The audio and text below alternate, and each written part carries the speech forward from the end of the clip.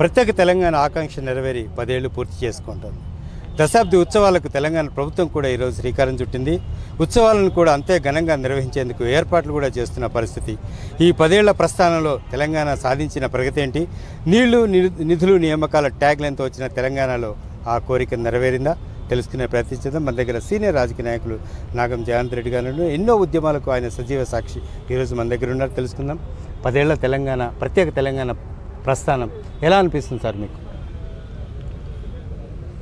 ఇప్పుడే ముఖ్యమంత్రి గారి స్పీచ్ విన్నా.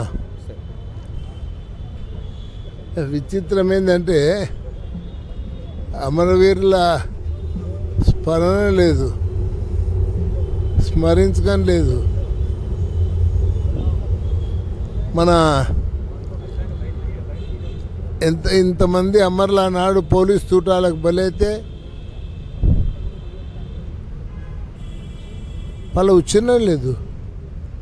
మళ్ళీ ఉద్యమం లోపల ఆ రోజు నేను సహచర నా ఉద్యమకారులను కోల్పోయినా. దాదాపు 369 మందిని ముందలుండి పోరాడినాం. ఇప్పుడు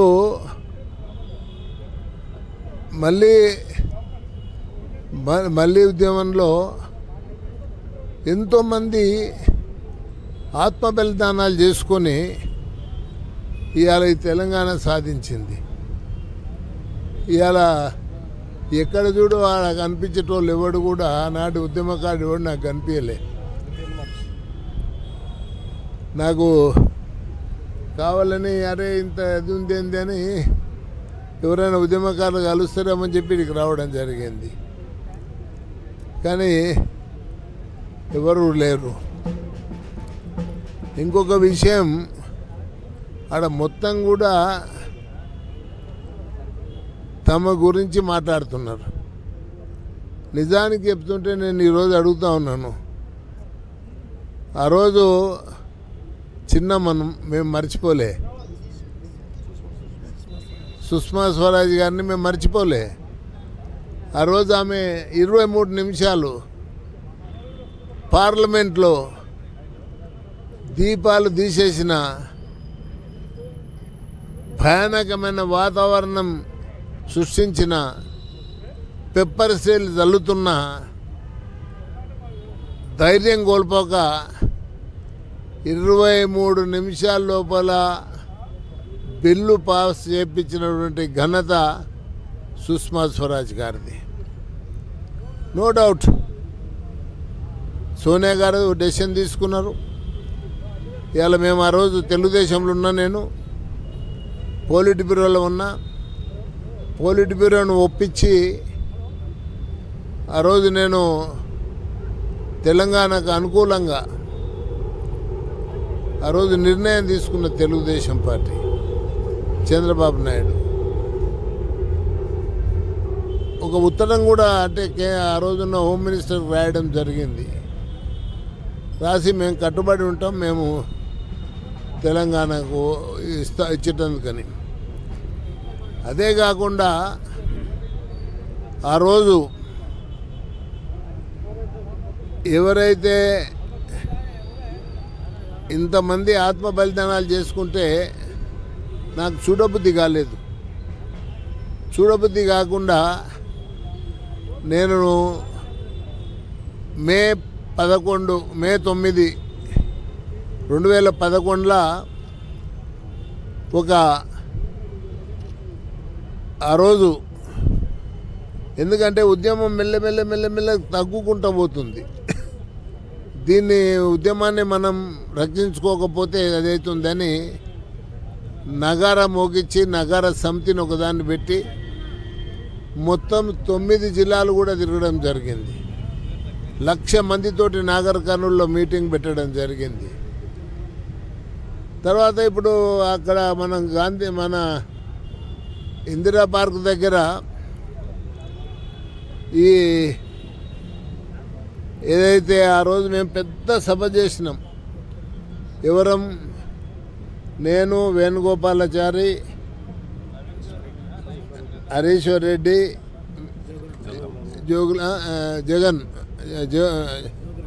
జోగు రామన్న. మేము ఆ రోజు చేసి మేము మొట్టమొదట చెప్పింది అంటే అందరం ఐక్యంగా పోరాడితేనే తెలంగాణ వస్తుంది, లేకపోతే ఇలా గూపులు చేయొద్దని చెప్పని 2 దినాలకు కంటిన్యూస్గా మరి నిరాహార దీక్ష చేసినాం. లక్షలాది మంది దానికి వచ్చినారు. ఇప్పుడు ఆ దీక్ష అయిపోయిన తర్వాత కూడా మళ్ళా మేము ఏదైతే ఇక్కడనే పక్కనే ఇప్పుడు గచ్చిబౌలి దగ్గర ఆ రోజు మన్మోహన్ సింగ్ వచ్చి కార్యక్రమాన్ని ఒకదాన్ని చేస్తుంటే దానికి పెద్ద సభ ఇందిరా పార్క్ దగ్గర పెట్టి మేము బెలూన్లు ఎగిరేసినాం, నల్ల బెలూన్లు. కష్టపడ్డాం, 10 జిల్లాలు తిరిగినాం. యువత లోపల చైతన్యాన్ని నింపినాం. ఆత్మ బలిదానాలు కాదు మనకు కావాల్సింది తెలంగాణ. ఆశువై నేల రాళ్లకు అంకుశమై పోరాడమని చెప్పని ఆ రోజు నేను పిలుపునిచ్చి పెద్ద ఎత్తున ఉద్యమం చేయడం జరిగింది. 10 జిల్లాలు తిరగడం జరిగింది. ఆబాల గోపాలం నన్ను ఆదరించిండ్రు, ఆశీర్వదించిండ్రు. ఇలా నేను అక్కడ చాలాసేపు విన్నా. ప్రభుత్వం ఒక స్పష్టమైన వైఖరి ఎవరి మీద చెప్పాలి? అమరవీరుల మీద కూడా చెప్పాలి కదా. ఇది ఓన్లీ 10 ఏళ్ళు పండుగ జరుపుకున్నాం, 10 ఏళ్ళకు చేసుకుంటామంటే కాదు కదా. ఒక్కరికి అమరవీరులు వీళ్ళకి తెలియదు. ఉద్యమకారులే గారు చాలామంది దాంట్లో పెద్ద పెద్ద నాయకులతో ఉంటే కలుపుకొని.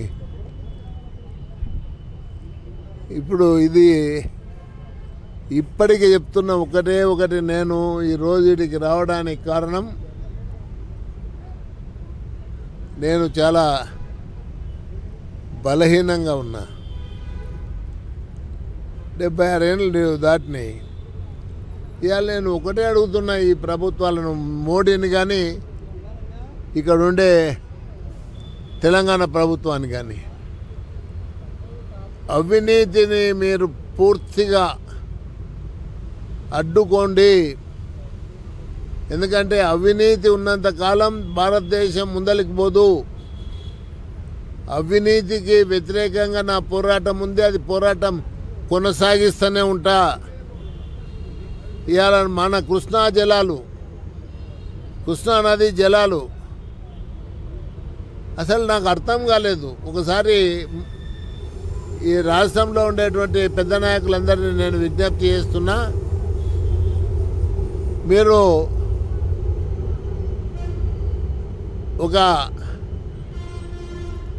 ఇవాళ మీరు అవినీతిని అరికట్టేటందుకు ఏం చర్యలు చేపడతారు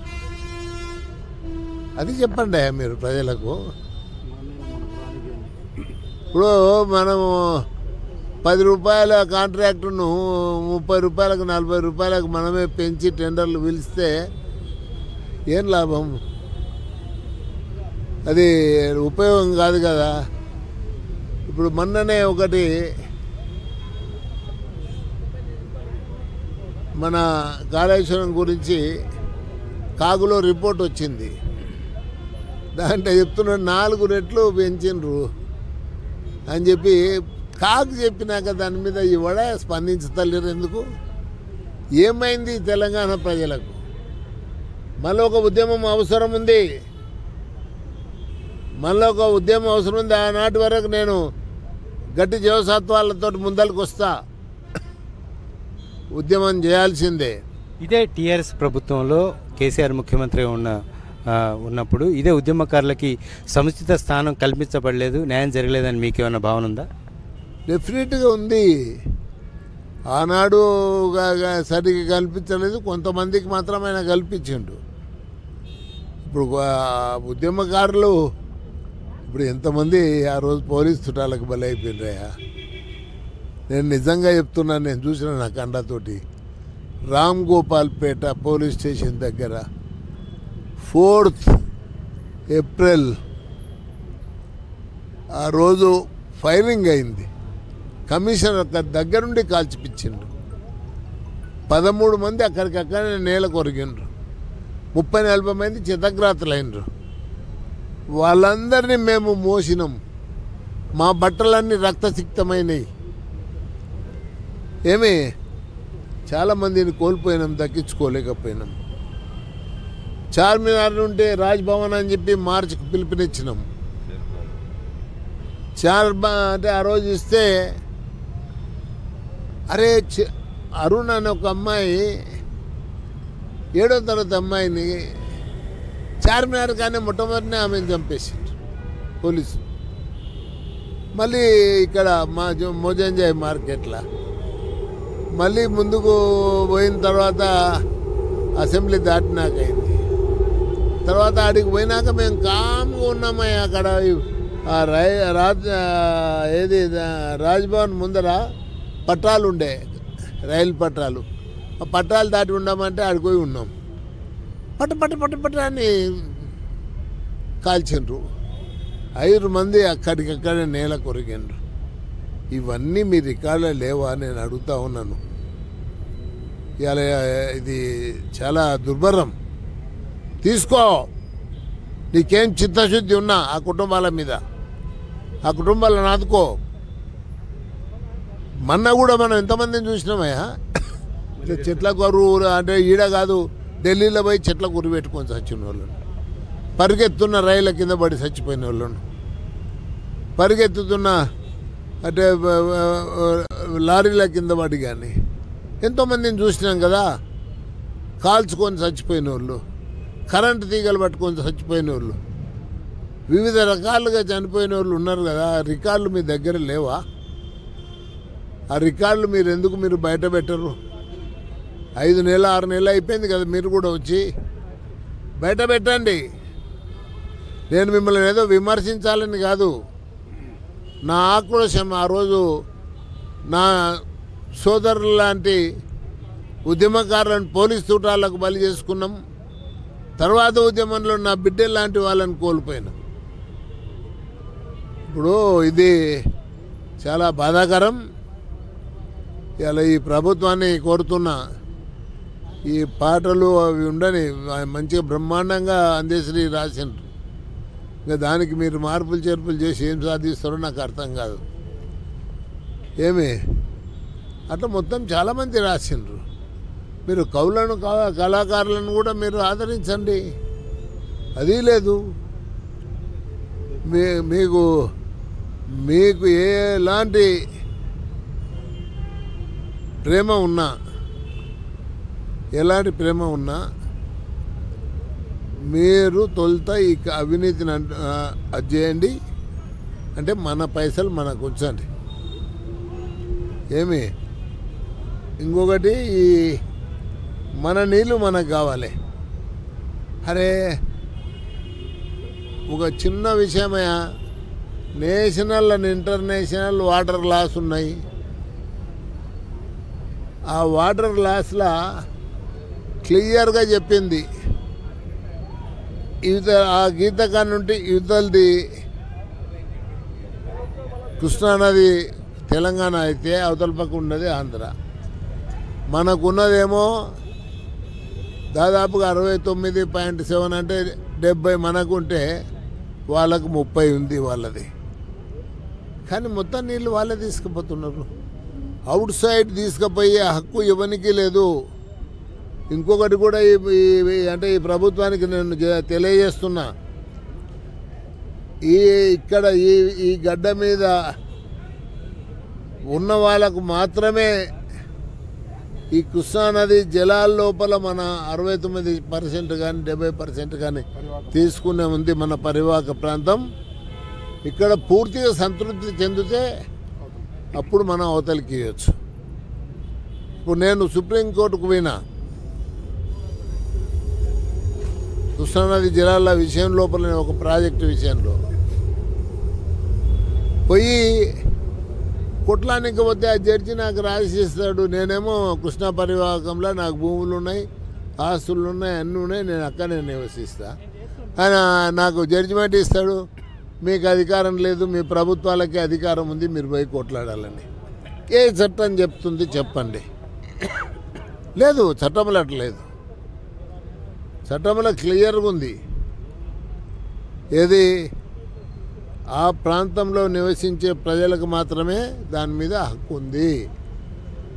ఏం తర్వాతనే ఇంకా దాన్ని మీరేమన్నా చేసుకుంటే.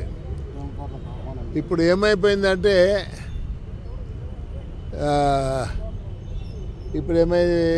ఏమైందంటే ఇప్పుడు నేను చూసిన ఇప్పుడు అక్కడ ఉద్యమకారులకు ఆహ్వానించిండ్రా, దీంట్లకు ఈ మీటింగ్కి ఆహ్వానించిండ్రా? వాళ్ళకి ఒక కమిటీ వేస్తున్నాము. ఆ కమిటీ రిపోర్ట్ని బట్టి వాళ్ళందరికీ సముచిత స్థానం కల్పిస్తామనేది మన ముఖ్యమంత్రి నిన్న ఇచ్చిన స్టేట్మెంట్. అంటే ఉత్సవాలు పాల్గొనకూడదు, స్థానం కల్పిస్తారు. ఓ కుర్చీ టికాంటి తెచ్చుకుని ఆడ వేసుకొని కూర్చోమంటాడు ఆయన, అంతే కదా? అది కరెక్ట్ కాదు. వాళ్ళని గౌరవించండి. ఇవాళ వచ్చి మళ్ళీ అవే ఏంటివి అవి గ్యారంటీలు. ఇక్కడ గ్యారంటీలు అంటే ఏందా?